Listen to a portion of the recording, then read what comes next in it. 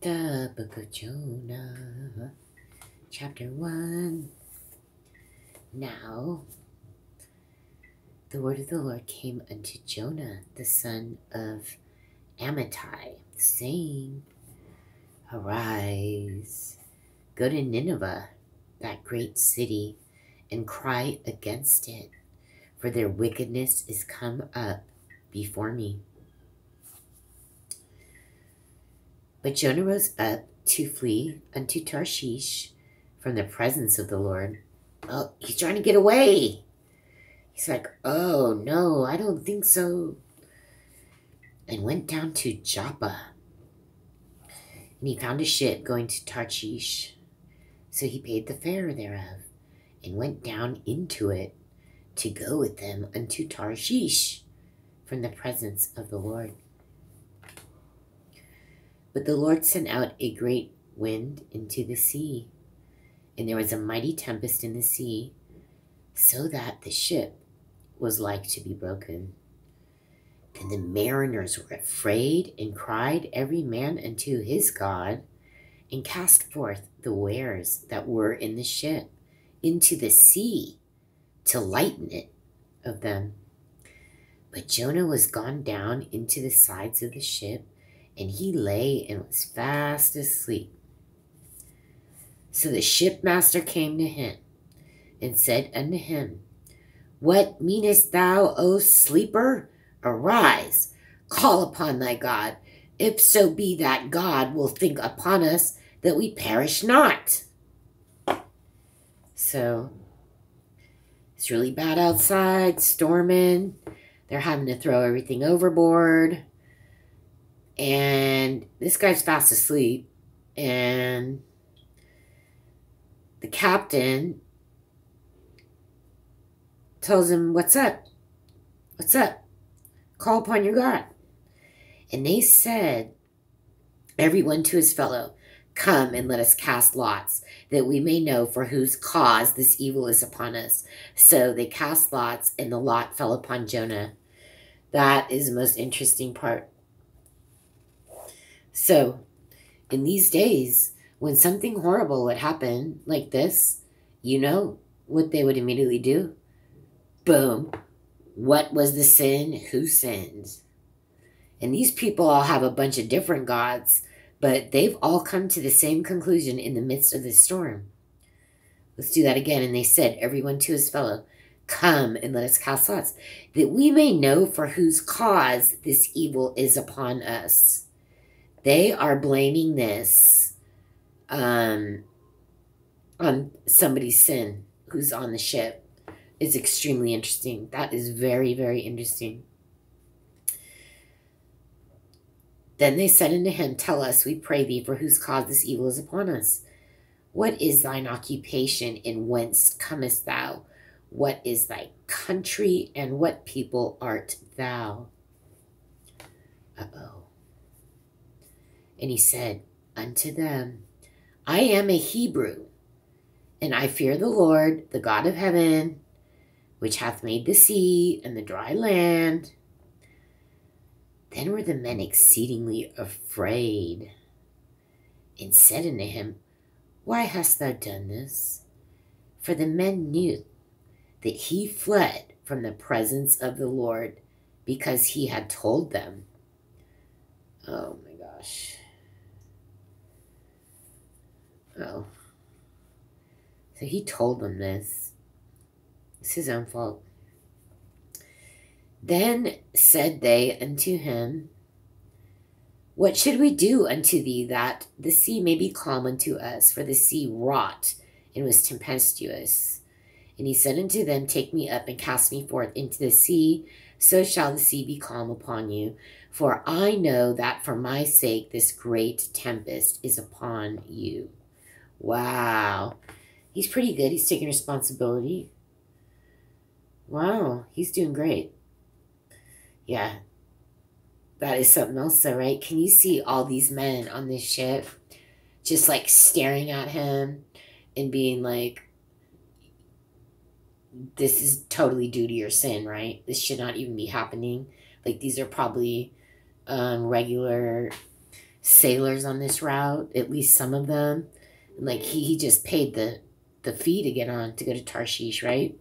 But there's regular people on there, and like this is probably a really unusual incident, and so unusual that they have no doubt in their mind that this is a supernatural thing. And in fact,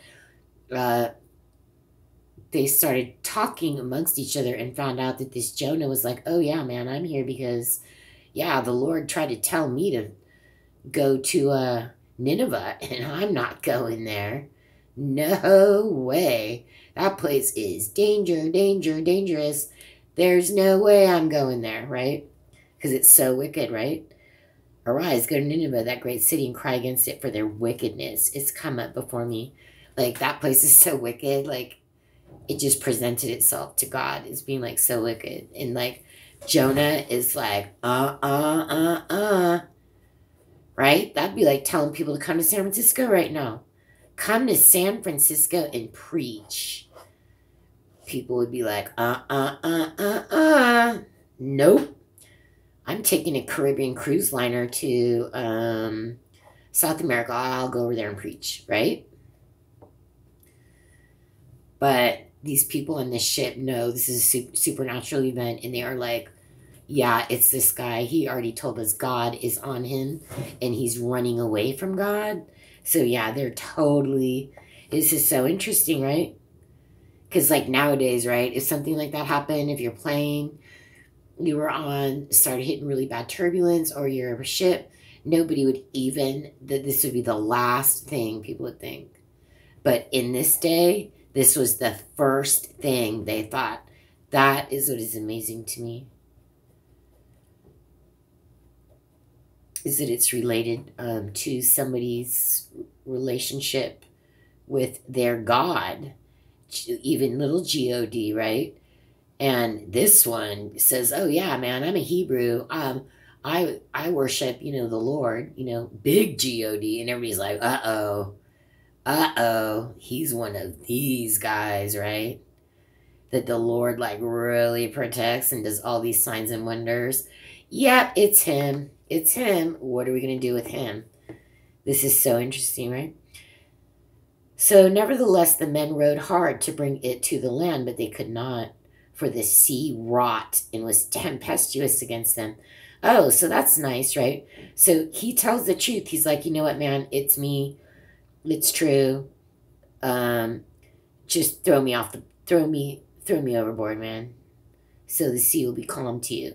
And they felt bad for him. And they're like, all right, brother, we're going to drop you off, though. But they couldn't. They tried.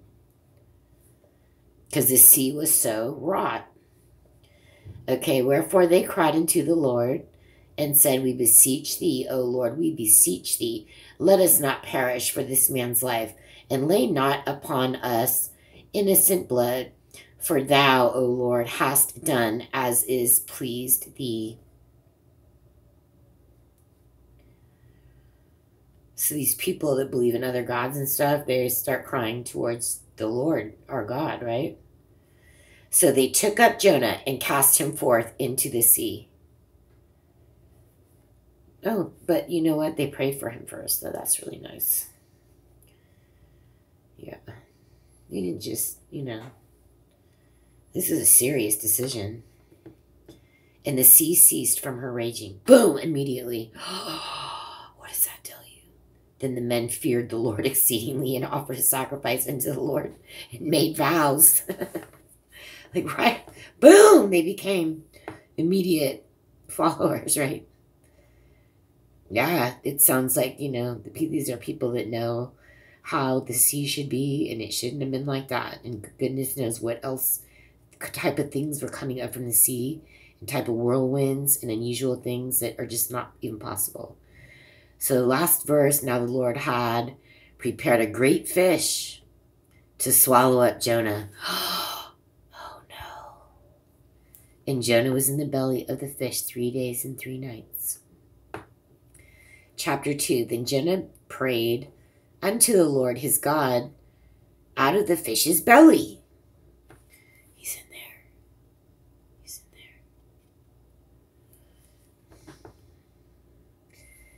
in and said, I cried by reason of mine affliction unto the Lord, and he heard me.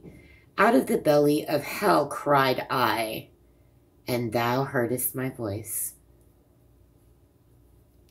For thou hadst cast me into the deep, in the midst of the seas, and the floods compassed me about.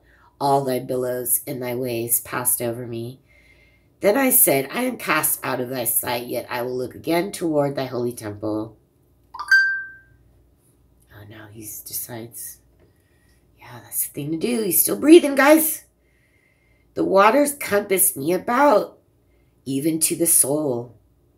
The depth closed me round about. The weeds were wrapped about my head. I went down to the bottoms of the mountains. The earth with her bars was about me forever. Yet hast thou brought up my life from corruption, O Lord my God. Oh my gosh. He's sitting in there having to think about, yeah, he really shouldn't. He really should have maybe just went straight to Nineveh, guys. I don't know. Maybe not. It was meant to be.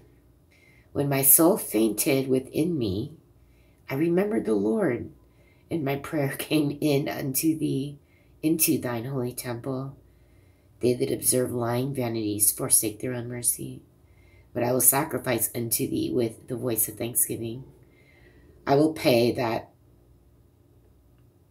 I have vowed. Salvation is of the Lord. So now, he's agreeing. He said, I will pay that I have vowed. Salvation is of the Lord. And the Lord spake unto the fish, and it vomited out Jonah upon the dry land.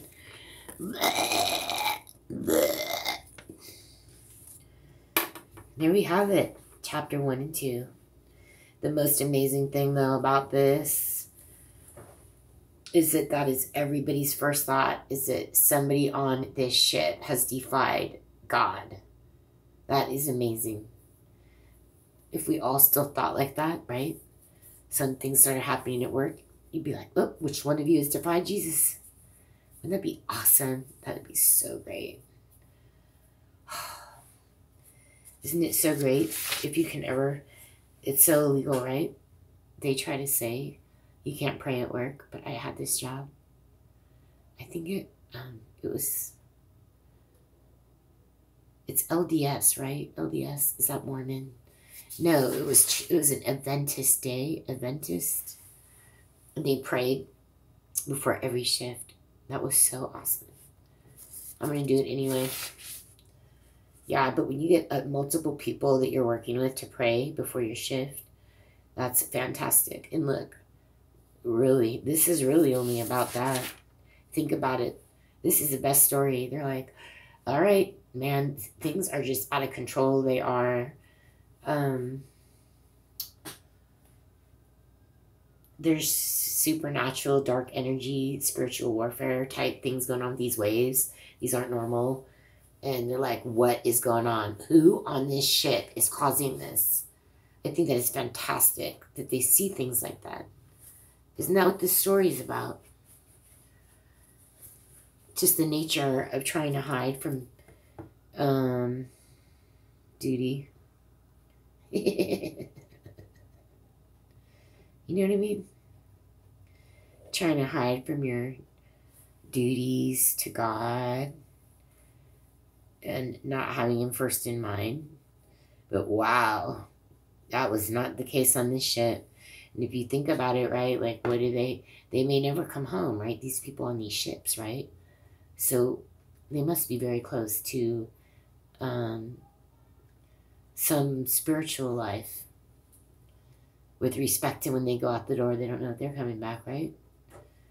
But how fine is this story that they whittled it down so quick. They're like, oh yeah, by the way, this guy came on the ships talking about he's not going to Nineveh. He shouldn't, if he never opened his mouth, right? I bet they still would have got him, because that's how sharp these men are. Isn't that great? What a story that is.